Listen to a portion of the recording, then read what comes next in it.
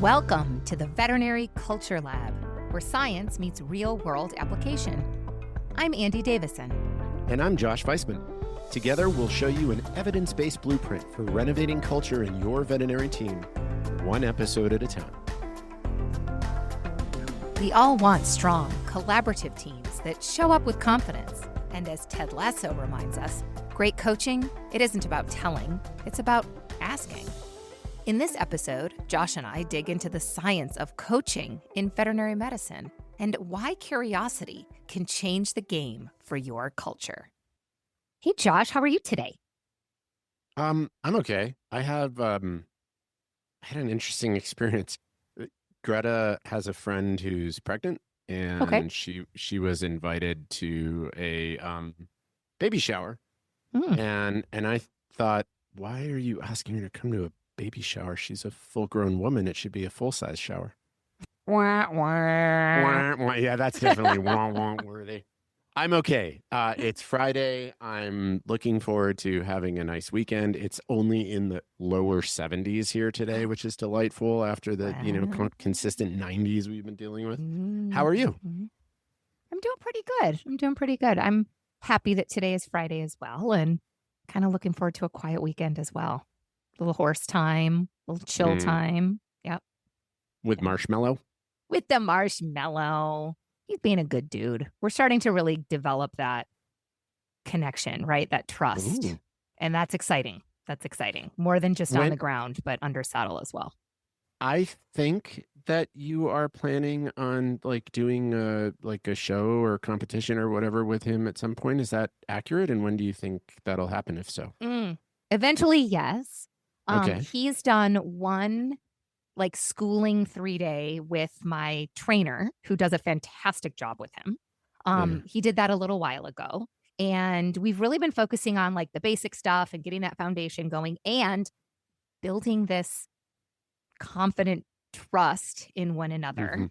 Because fact is, when you take them to a show, that's testing all the things, right? Including how well you can communicate with one another and whether or not you trust one another. And it's really important to me that it's a good experience for both of us. Yeah. And so while I do plan on showing him, I actually don't have any immediate sort of plans. I don't have a show in the future that's the goal. Yeah. But I would like to think that here in the next few months, he might be getting out, even if it's with Claire, who is his trainer, and we can go and create happy memories and good experiences. And then, slowly I'll be able to start to do that stuff as well. So it's all about, for me, it's all about the experience, right? Creating the relationship, having those memories and those adventures together, and it being fun and a good experience for everybody. Yeah, you've shared that with me in the past, how the kind of competitions, the 3-day eventing, all the horse stuff can get really serious real fast, and that sort of sucks the fun out of it. And you've been, ever since I've known you, you've been very intentional about keeping it fun. Yeah. It's because there was a time not too long ago where I kind of got caught up in the must advance, must do well, must bring ribbons, must do this, and that wasn't fun. And when it occurred to me that it wasn't fun, that was a moment, because this is my horses and I love them to bits. So taking that step back and really remembering why we do it, because we love the horses and we want to hang out with them and we want to spend time with them and we want to have a good time. That's really important. So I appreciate you noticing that. It means a lot. Well, I think it's called self-awareness. I don't know for it. Yeah. Anyway, it's an impressive quality, Andi, and I admire that about you. Oh, that's sweet. I appreciate it. You know what else is some self-awareness? Tell me. It's something that it's kind of a confession, okay? But it is a very self-aware confession. And it's a self-aware confession that I am going to drag you in on, because I'm pretty sure that you will agree with this. And it's one that I feel pretty confident looping you in on as well. Is that okay with you before I do this in front of all of our listeners? Throw it at me. I mean, if we're being honest, I feel comfortable pulling everybody in, the entire Flourish team, because I'm willing to bet that Kelly, and actually, no, I know that Kelly and Tess feel the same way about it as well, because the confession that I have to make is that we love Ted Lasso. Oh, spot on. Totally true. right? And when I say love, I mean watched every episode multiple times, cover our water bottles in Richmond themed stickers, and proudly wear our Believe t-shirts on professional Zoom meetings. And I'm willing to bet, right, that a lot of our listeners would fall into this category as well, because it is hands down the best show ever for so many reasons. And friends, if you have not had the pleasure of getting to know these characters, I highly suggest heading over to Apple TV and checking it out, especially considering the big news, right? That they're releasing another season. I know, happy dance. All the happy dances are happening because it's going to be another season, season 4. And it's coming early 2026, which is like soon. It's kind of soon. I'm so excited. Yeah. And Josh, it sounds like a lot of the original cast is going to come back and be a part of it, which gets me all verklempt, right? I'm really excited about that. I can't wait. Now, my favorite character in the show, my very first favorite character is Roy Kent, with Rebecca being a very, very close second. I love them both because they're so perfectly human. They're real, they're emotional, they make mistakes, and they're all us in some form or another. What about you, Josh? Who's your favorite member of the Richmond crew? Yeah, I'm a big fan of Roy and Rebecca too, and for similar reasons. I just love their humanity combined with like this vulnerability and openness to growing, they're not just like, some people are perfectly human and then perfectly fine just being perfectly human and not like looking for opportunities to grow. And I really like that about them. But I mean, let's be real, Andy. It's called Ted Lasso for a reason. Right. Ted is absolutely my hero. I describe Ted Lasso as the TV that the world needs, and it's in large part because of Ted. Mm-hmm. I mean, we all love Ted Lasso. It's like you said, the name of the show, the main guy, the character. And I think that we all love him so much for a bunch of different reasons. He's hilarious. He's full of those quirky metaphors that make no sense until they do. But underneath it all, Ted Lasso gives us a different picture of what it means to be a coach. And that's actually what I would love to talk more about today. Because when people hear the word coach, they think football coach, right? A whistle, a pep talk, someone clapping and barking from the sidelines. And Ted Lasso, he plays right into that stereotype at first glance. I mean, he's got the locker room speeches, the mustache and the visor, the Believe sign. I mean, he is a coach. But what makes him so beloved isn't the telling. It's actually the asking. He connects, he listens, he helps people see themselves differently. And that's much closer to what real coaching looks like in the workplace. Because here's the important part. Coaching is actually not mentoring. It's not therapy. It's not advice. Coaching is a structured, science-backed conversation that helps somebody clarify their goals, reflect on their realities, and explore their options, and commit a way to go forward. And that is what really makes it so powerful. And I think that it's worth talking about in the veterinary space because for so long, coaching style conversations, they weren't even on our radar. We had a hierarchy. Doctors gave orders, techs executed, students absorbed quietly. It was a world of telling, not asking. But here's the truth. We are at a moment in VetMed where coaching matters more than ever. Veterinary professionals are under stress, and workplaces need conversations that build confidence, well-being, and connection, not just compliance. So, Josh, you and I are both credentialed coaches, and we've been in this profession for a little while now, and we've seen kind of the changes that have come along down the line. Why do you think coaching conversations are especially important right now in today's veterinary workspaces? First of all, I want to express my appreciation for focusing on the fact that we've been in veterinary medicine for, quote, a little while. It's hard Just to a imagine that. little Yeah. Yeah. while. Just a little while, maybe a couple of years. Yeah, a few Yeah, minutes. that's it's a really lovely question. I think for a lot of the reasons that you shared, there's headwinds that we're facing as a profession now that we haven't really ever faced before. Some of that is just the changing dynamics within the profession and how practices are built, how they're run, who owns them, all those kinds of things are shifting. There's economic shifts, there's social shifts, and all of these things create challenges and stressors. And wherever there's stress, there's the experience of uncertainty. And where uncertainty presents, brains get uncomfortable. The human brain is not happy in a state of uncertainty. We crave some level of control, some level of agency, some level of understanding of what to expect next. Coaching is a really, really wonderful way to build a sense of control, agency, wherewithal, expectation, and certainty for people because it builds empowerment. It puts the human being at the center of their own story rather than writing the story for them. And I think that's more important now than ever. And I think that it's actually something that people crave now more than ever. In this post-COVID era where people kind of realize that work doesn't necessarily have to be the most important part of my life, and it probably shouldn't be.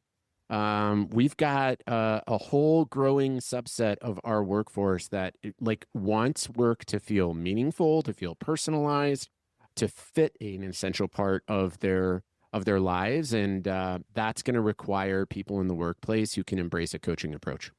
Yeah, I couldn't agree more, right? The shift that is happening within our profession and the focus. It's not just, I don't know, it's not just our profession. It is, how does our profession fit into who we are as a person? And the value of focusing on that is really starting to come to light. And yeah, that's why coaching is so critical, especially in the workplace. So this paper, this amazing paper that I've brought today, it really reiterates a lot of those things. And it's a really good one. And I can't wait to dive into it. It was published in the Journal of Work Applied Management in 2021. And it's titled The Effectiveness of Workplace Coaching, a meta-analysis of contemporary psychologically informed coaching approaches. Now, the thing that got me really excited and made my ears go up about this paper is that it's a meta-analysis, which, as you know, means that this group of researchers compiled oodles of data from multiple studies to form their conclusions. This particular analysis, it pulled from 20 different studies and got insights from 957 participants overall. I think that's kind of a big deal and pretty exciting. Now, these researchers wanted to know if coaching-informed communication improved work outcomes and experiences. And if it did, what sorts of improvement could be expected? Here's what they found. Coaching, it works. Across all the studies, right? Shocker, I know. All the studies, Josh, all the studies came back with moderately strong positive effects on workplace outcomes, especially when it comes to goal attainment and self-efficacy. So in other words, as a result of coaching, people got better at reaching their goals and more confident in their ability to do so. Their performance improved, and so did their workplace well-being. Pretty cool, right? Very cool. Now, this study, it focuses on 3 really pretty popular coaching models. The first one is the GROW model, G-R-O-W. Now, this model, it's been around for a while, and it's pretty well known in the psychology sphere. It was created way back in the 80s by Sir John Whitmore, and it utilizes a 4-step structure. G, goal, R, reality, O, options, and W, way forward. Now, if any of you listeners have ever had a coaching conversation with me or Josh, you may have experienced this on some level. It is simple, but that's what makes it powerful. GROW creates clarity. It takes all the noise in your head and helps you focus on what you want, where you are now, what your choices are, and what you're going to do next. Now, the next type of coaching that was focused on in this study is positive psychology coaching, which of course got me all excited because this one is super close to home because you and I are both credentialed positive psychology coaches. This approach, it comes out of Martin Seligman's work on positive psychology, and it's been expanded by amazing humans like Robert B. Swastiner and Carol Kaufman. Now, instead of focusing on what's wrong or what needs fixing, positive psychology coaching looks at strengths, meaning, well-being, right? It asks what's already working and what can you do to do more of that? What gives you energy? What do you want to step towards? This science of positive psychology coaching, it really helps build that resilience and that engagement that can get us motivated about what's to come. Now, finally, cognitive behavioral coaching was also discussed in this paper. This one is based on cognitive behavioral therapy. So think reframing unhelpful thoughts, identifying limiting beliefs, and finding more constructive strategies. Researchers like Michael Neenan and Stephen Palmer, they adapted CBT for coaching. And cognitive behavioral coaching can be really effective for problem solving and stress management, especially when someone's stuck in a thought loop like, oh, I always mess up, or I'm never going to get caught up on all this stuff. Now, I wonder, Josh, if you can relate, because when I worked through my positive psychology coaching studies, we were taught both the GROW and the CBC model. And we played with ways to integrate them into the curious platform that is positive psychology coaching. So it made me smile to read that these authors found that when these models are combined, that's when we see the strongest impact. It was also really reassuring because it reminded us that we can use the bits that fit, the parts that work and make sense in the situation to support it moving forward. So what might you add here? Or maybe tell us about your coaching experience and your schooling. Yeah. So I did, Andi, as you know, I went through a master's program. It was like a sort of a dual master's in applied positive psychology and coaching psychology. And it was from a department that focused in positive psychology. They sort of integrated this coaching psychology element too. So all of these things were combined in what I was taught and how I was trained. And it's funny, like now, I don't know, 8, 9 years down the road, doing this kind of work each and every day, it feels like it's really like, honestly, it feels like it's just assimilated into my being. I can't help but think and see the world this way. And so, yeah, I see these things really heavily integrated, and I think that they play off each other very beautifully.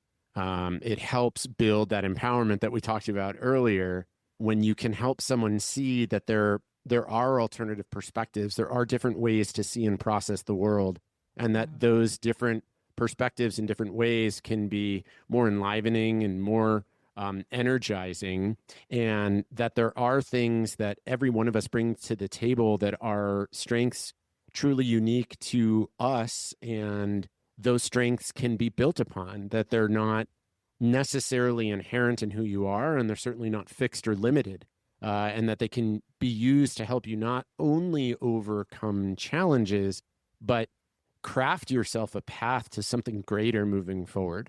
I think it's really lovely, and I'm super jazzed to see that this paper looked at all three of those, and integrating them, I think, is valuable.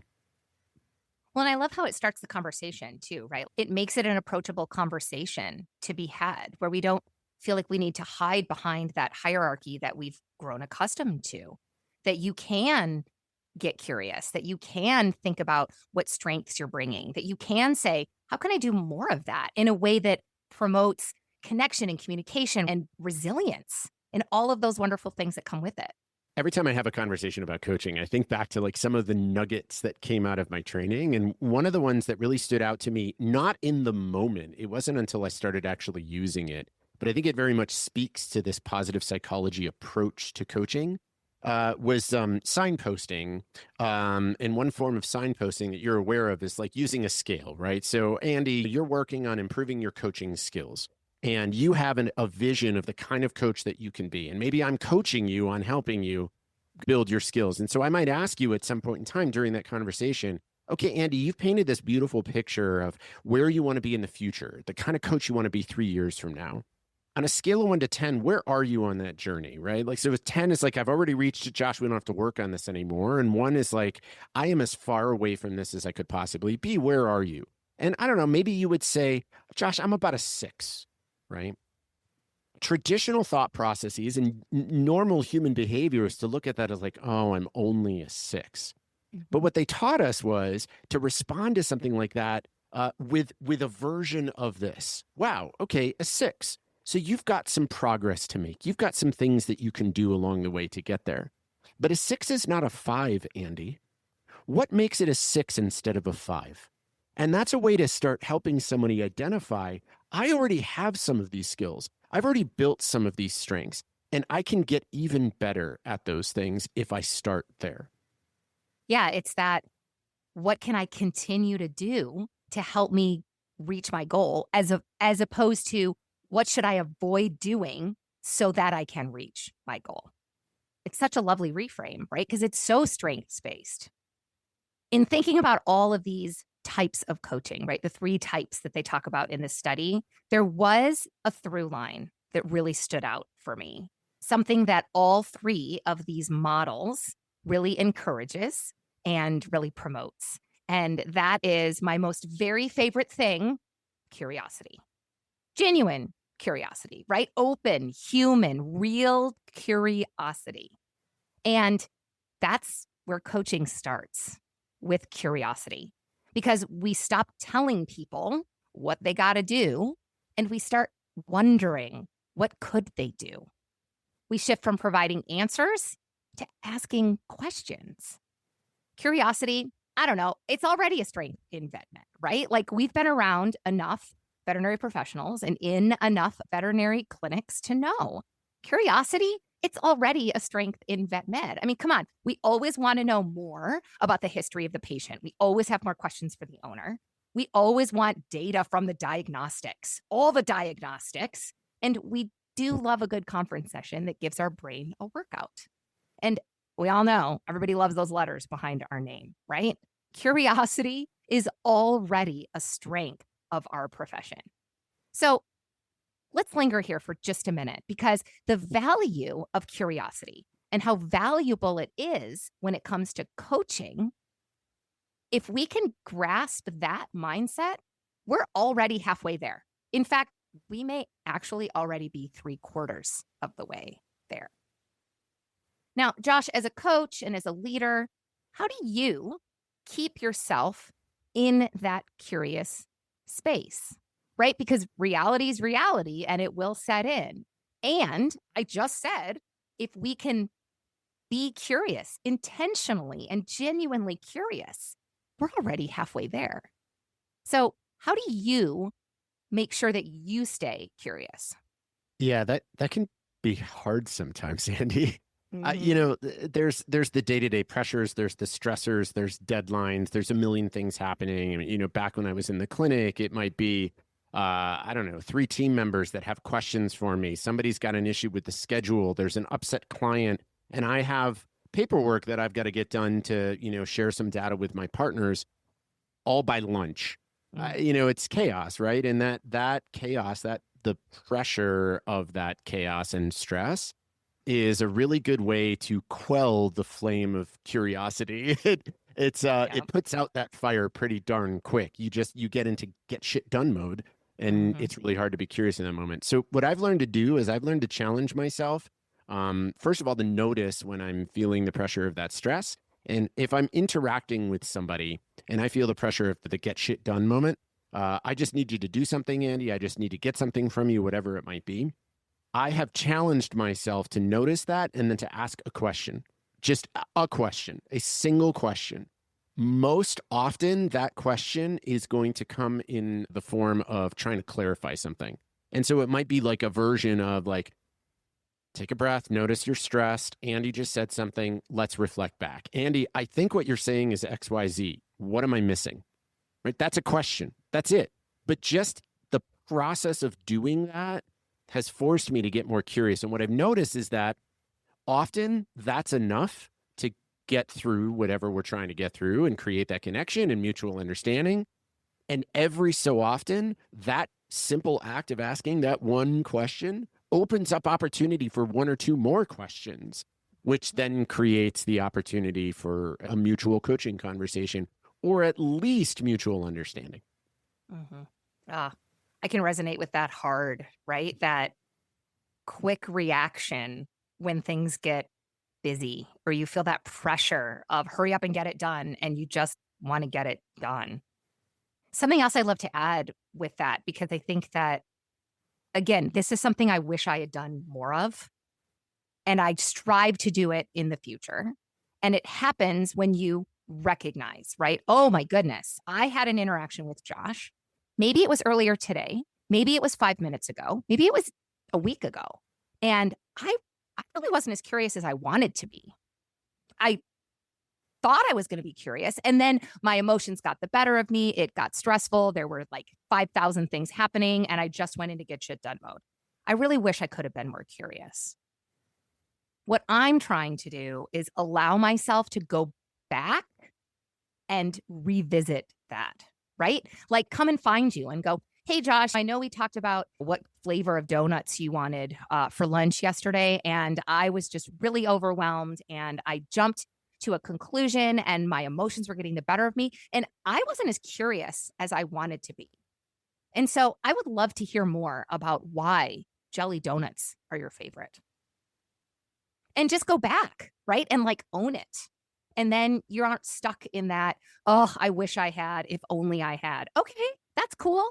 Recognizing it and being aware of it, that's great. And even if it doesn't happen right in the moment, when it happens, celebrate it and go back and kind of continue or revisit that conversation. I love that. I think that's phenomenal. Also, vanilla glazed with rainbow sprinkles. Jelly came out of my mouth and I was like, there are not sprinkles involved with that. This is fake news coming out of my mouth. Yeah. Yes. Sprinkles. Mm-hmm. Yeah. Or what? Jimmy's. Don't they call them Jimmy's in like the Pennsylvania part of the world? Yeah. Isn't that weird? I think you're right. I think you're right. Yep. Yep. I love it. Jimmy's. It'd be a good name for a cat. Oh, that would be a great name for a cat, like a calico or something. Yes. Yes. Named Jimmy's. Ah, yes. Anyway, back to more important things, even though donuts are very important things. Culture renovation, right? That's an important thing. And that's something that absolutely can be supported by curiosity. Curiosity is a really worthy player when it comes to that.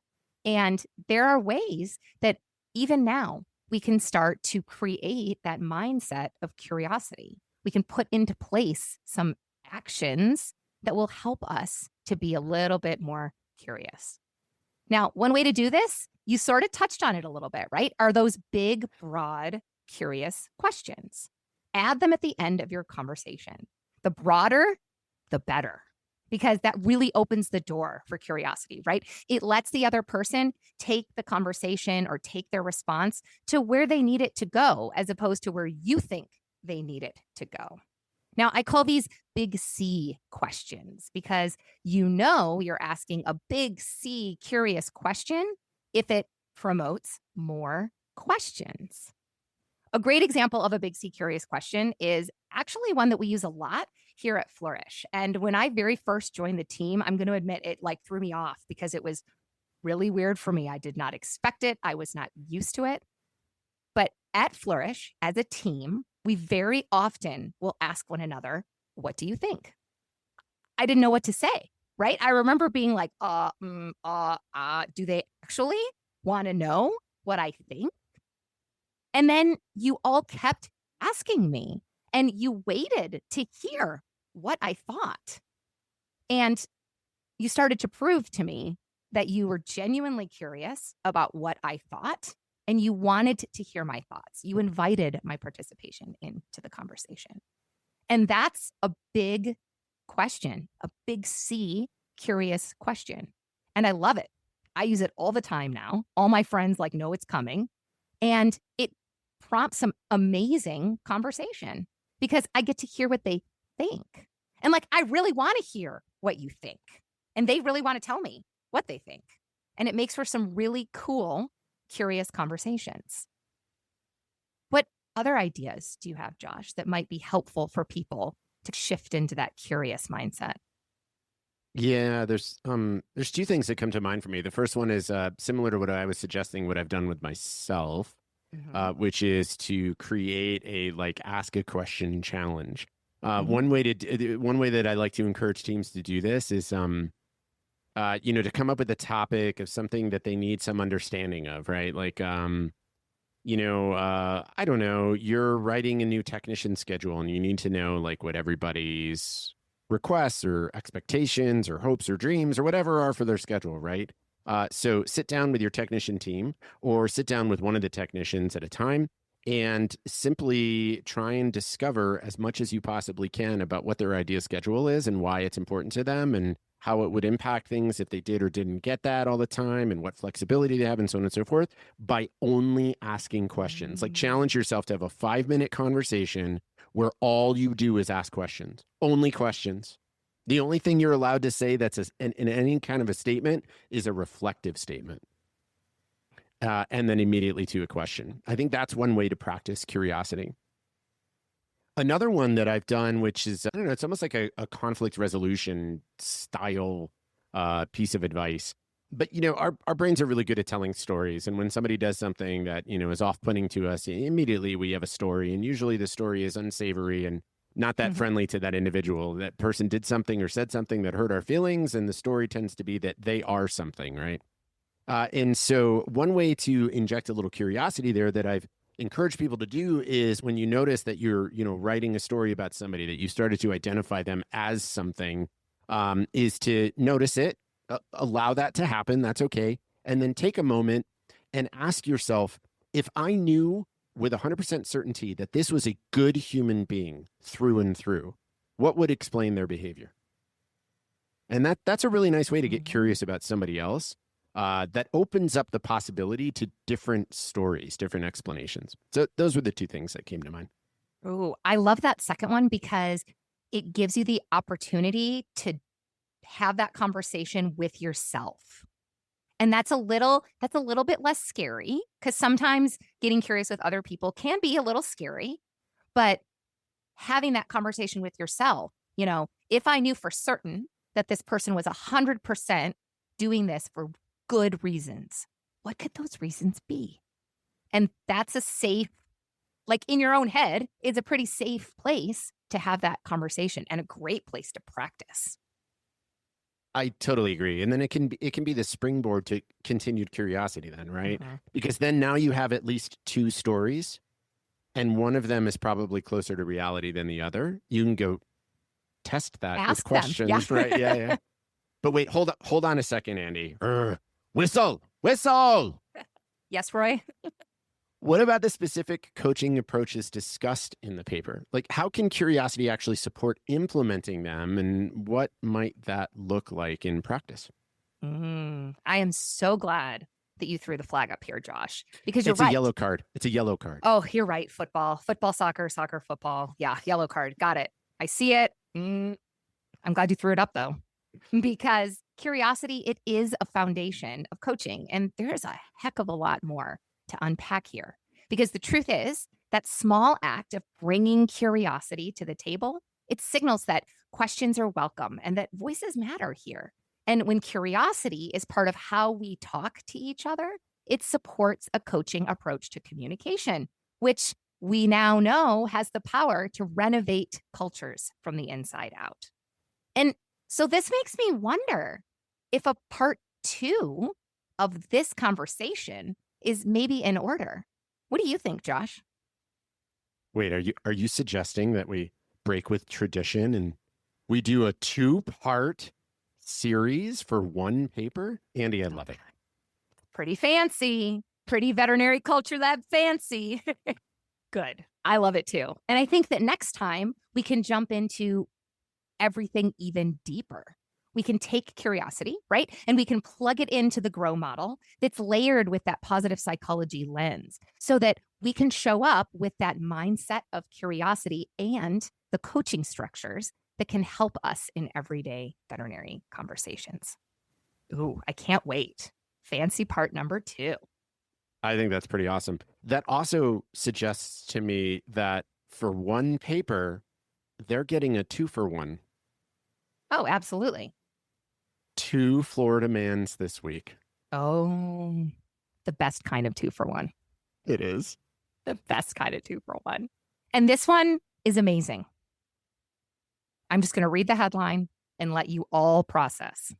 This week, naked Florida man rides bicycle backwards on the highway. I mean, it just kept getting better. This apparently happened in South Florida, so there is that. And apparently the articles of clothing that this individual was wearing were hot pink shoes and socks. And that's it. Oh my God. That is glorious.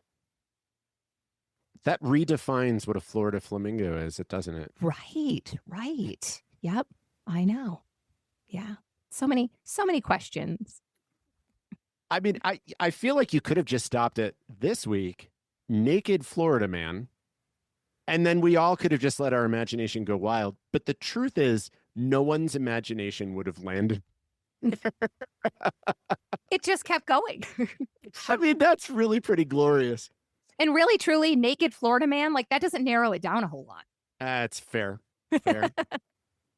Okay. On that note, I'm going to encourage all of our listeners to join us for part 2 of this chat, where we're going to dive deeper into the specifics of what coaching can look like and how you can implement it in your clinic.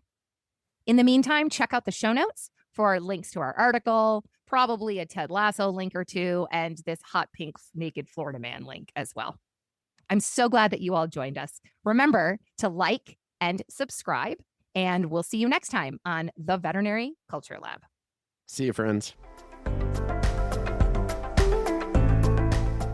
Thanks for hanging out with us in the Veterinary Culture Lab, powered by the science of workplace well-being and brought to you by Flourish Veterinary Consulting. If today's episode sparked an idea, made you smile, or got you thinking, hey, I should totally try that, let us know. What do you think? Be sure to subscribe, share, and remember, a thriving veterinary culture is possible, and you don't have to build it alone.